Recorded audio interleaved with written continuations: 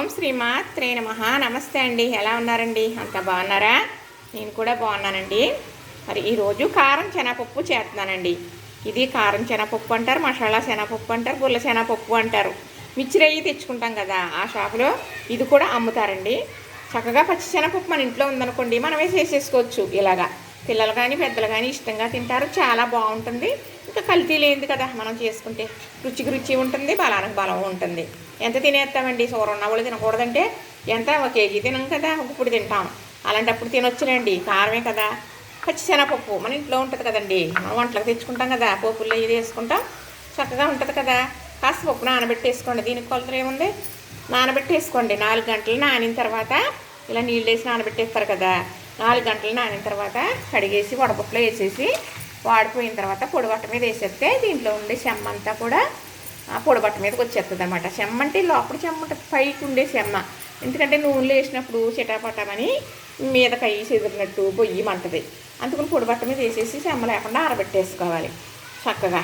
అలాగే తర్వాత వేయడానికి కరివేపాకు, మసాలా, కారం, ఉప్పు చక్కగా ఒక వాయి వేయించేసానండి. ఇంకో 2వ వాయ వేగుతుంది. ఇప్పుడు ఇలా వేసిన తర్వాత నూనెలో చక్కగా ఇలా తేలుతుంది అనమాట. వేగిపోయిందనుకోండి, తేలుతుంది. అప్పుడు వేసుకోవడమే. మీకు బఠానీలు పేలిపోతాయండి. ఇలాగా జాగ్రత్తగా ఉండాలి. మరి మీరు ఏదన్నా మూత ఎత్తా ఉండాలని చెప్పాను కదా, దీనికి ఏమీ పేలదండి. చక్కగా అలా వేసేసామా అలా వేగిపోతుంది. ఆ పప్పు అలా తేలిన తర్వాత వేసుకోవడమే చక్కగా. ఇదిగో ఒక వాయ వేయించేసిన మనం పచ్చిశనగపప్పు ఎలా ఉంటుందో సైజు అలా వచ్చేస్తుంది వేగేటప్పటికి. కానీ కరకల్లాడుతూ చాలా బాగుంటుందండి. పిల్లలకి ఇవి కూడా ఇష్టంగా తింటారు. అంటే అస్తమానం కొనేసుకోకుండా ఇంట్లో పప్పు ఉంటుంది కదండి, ఇంచుమించు మనం తెచ్చుకుంటాం కదా కిరాణా సరుకులతోటి. అప్పుడు ఇలా నానబెట్టుకుని ఇలా నూనెలో వేసుకుని కొంత మసాలా కారం ఉందనుకుని కొంచెం సాల్ట్ను జిమ్ వేసుకున్నారని సీసాలు వేసేసుకుంటే చక్కగా పిల్లలకి గిన్నెలో వేసేవచ్చు. పెద్దలు చేతులు వేసుకుని తినొచ్చండి, పెద్దోళ్ళు ఉంటుంది కదా. వేగిపోయిందండి. ఇది చక్కగా వేసుకుందాం. ఇది ఇలా వేడప్పుడు చక్కగాను చిన్న మంట పెట్టేసుకోవాలి. బాగా ఎరుపు వచ్చేస్తే రుచి ఉండదు, మళ్ళీ అంత రుచిగా అనిపించదు. ఇది ఇలా తెల్లగా ఉంటేనే మంచి రుచిగా ఉంటుంది. కరకల్లాడుతూ గుల్లగా వస్తుంది. 4 గంటలు నానితే బాగా గుల్ల వస్తుందండి. చక్కగా చూసారు కదా. అంతే ఇలా వేస్తానండి. అంతే. నాకు ఇదే సట్టర్ ఉంది, మరి అదే సరిపెట్టేసుకుని మనం ఎంత చేసేస్తాం ఇళ్ళల్లో వంటలో, ఏదో కొద్దిగా చేసుకుంటాం. పెద్ద పెద్ద సట్రాలు ఇవి మనకి ఎందుకండి కదా. ఇది చాలు ఇలాగే మాత్రం వంటలకి. చక్కగా వేసి మీకు మళ్ళీ వేయడం చూపిస్తాను. ఇప్పుడు పప్పు వేసుకుందామండి. ఒక వాయి, ఫస్ట్ వాయి మాత్రం తొందరగా ఏగదండి, నూనె కాగాలి. ఆ నూనె కాగినా కానీ మనం పచ్చిపప్పు వేస్తాం కదా, కొంచెం లేట్ అవుద్ది. తర్వాత ఒకసారి వేవేటప్పటికి నూనె కాగుంటుంది కదా, టక్ మంది వేసుకోవచ్చు, ఏమి ఇబ్బంది ఉండదు. చక్కగా ఎక్కువ కూడా వేసేసుకోవచ్చండి, ఇది ఏం పర్వాలేదు. వేగిపోయి తేలిపోతుంది. ఇది ఏమీ పేలటాలు అయ్యి ఉండొచ్చండి. అందుకే 1-2 మాటలు చెప్తున్నాను, భయపడతారు కదా మరి, అందుకు. ఏగిగా మళ్ళీ మీకు నేను చూపిస్తాను. ఏగుతూ ఉందండి. మనం ఇలా ఏదైనా వేపుకుంటాం కదా నూనెలో, ఇలా వేపుకుని వంట చేసుకున్నప్పుడు జంతికలు కానీ అలానే మిక్చర్ కానీ ఇలాగ ఏదైనా వేపుతాం కదండి. ఈ పొట్టుకి వేపేసాం కదా, మళ్ళీ ఇంకోసారి వేపుకోవటానికి ఈ నూనె వాడొద్దు. ఎందుకంటే అది మరుగు వచ్చేసినట్టు లెక్క. ఇది మామూలుగా మనం కూరలో వాడేసుకోవచ్చు. ఒకసారి కదండి, నేను ఇప్పుడే పోసాను, ఫ్రెష్గా ఉండే నూనె ఏగిపోయినాయి కదా, ఇది వంటకు వాడేస్తానన్నమాట. మళ్ళా మనం ఇలా వేపటానికి, వడియాలు వేపటానికి కూడా ఉపయోగించనండి. అలా చేసుకుంటే మనకి ఇందులో జబ్బు ఉండదు ఇంకా మనకి. అదే మరిగింది ఉంది కదా అని కాక నూనె నుంచి మళ్ళీ ఇంకో వంట చేసినప్పుడు వాడుకుందాం అనుకుంటాం మనం కదా. అలా చేయకూడదు. అలా చేయటం వల్ల నూనె ఎక్కువ మరిగిపోయింది తింటే మనకి హెల్త్కి మంచిది కాదు కదా. అందుకే కదా తినడానికి భయపడతాం, అదే నూనెలో దేవేస్తూ ఉంటారు అని కదా. అందుకు ఎప్పుడైనా సరే ఈ వంట అయిపోయిన తర్వాత ఆ నూనె మళ్ళీ మనం కూరకు వాడేసుకుంటే సరిపోతుంది. అంటే మన జాగ్రత్తలో మనం ఉండటం మంచిది కదండి. మనకు తెలిసిన చిటకాలో పాటించుకుని చేసుకుంటే సరిపోతుంది కదా. మా పక్క పోర్షన్లో వాళ్ళు అద్దెకుండేవారండి. మేము అద్దెకుండేవాళ్ళు, వాళ్ళు అద్దెకుండేవారు. ఆయన నర్సుగా చేసేవారు ఆయన.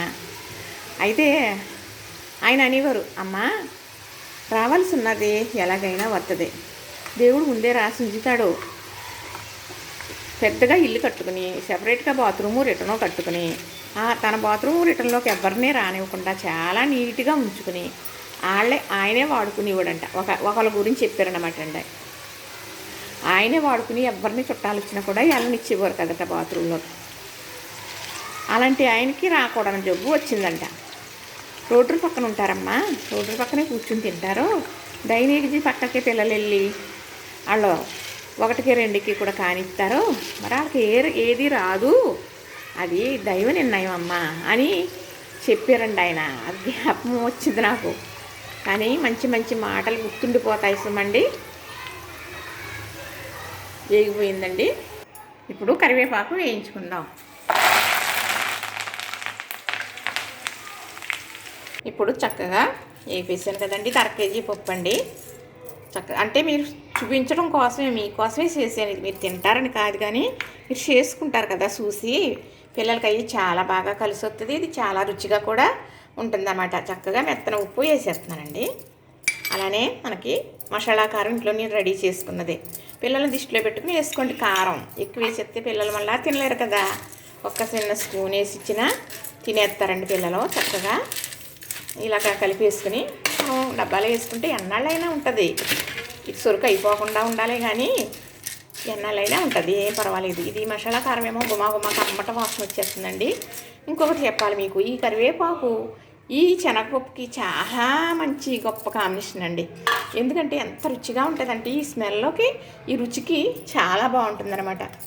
ఈ పప్పు చాలా బాగుంటుందండి. ఇది కారం శనగపప్పు. ఇది ఇప్పుడు మీకు ఇలా చూపిస్తున్నాను, కానీ కరివేపాకు వేసి చల్లారిన తర్వాత కలిపేస్తానండి. కలిపేస్తే అప్పుడు చక్కగా అది పట్టేసుకుంటుంది పప్పుకి.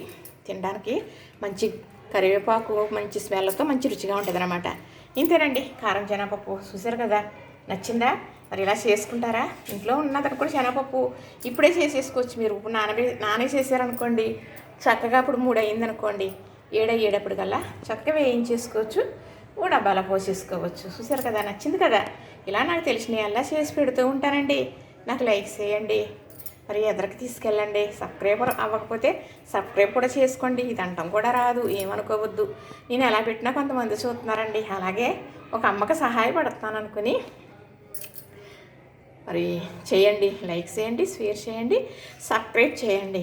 మరి ఈ టైంలో ఈ వయసులో ఆదరణ కోల్పోతాను అని అనుకోలేదండి. 40 ఏళ్ళు చాలా బాగా చూశారండి ఆయన. చాలా బాగా చూశారు, చిన్నపిల్లలు చూసినట్టు. చిన్నతనంలోనే రావటం బాగానే చూశారు. ఇప్పుడు ఎందుకో కొంచెం ఇబ్బందిగా ఉంటుందండి ఆయనకి. అదే కొంచెం బాధ కలుగుతోంది. చెప్పుకోడానికి కూడా నా అన్నవాళ్ళు ఎవరో లేరు. ఇంకా ఎలాగో కాలం, ఇంకా ఇప్పుడు ఇన్ని రోజులు గడిచినాయి కదండి. ఇంకో ఇన్ని రోజులు ఏమి గడవవు, కొద్ది రోజులు గడుస్తాయి. కానీ ఈ టైంలో అనేది బాధపడకూడదు. అంటే ఏ తెలుసు తెలక చేసినా ఏ పాపం ఉందో బాధపడాలనుకోండి. నాకు ఆదరణ కావాలి అని ఒక లక్ష్యంతో ఉన్నానండి. అనుకుంటున్నాను, పోరాడుతూ ఉన్నానండి. అంతే. నా పోరాటానికి ఏమన్నా గెలుపుంటే ఉంటుంది, లేకపోతే లేదు. నీకు ఈ వయసుకి ఎందుకే మూలగుచ్చో అన్నారనుకోండి, దానికి కూడా నేనేమీ బాధపడను అనుకోండి.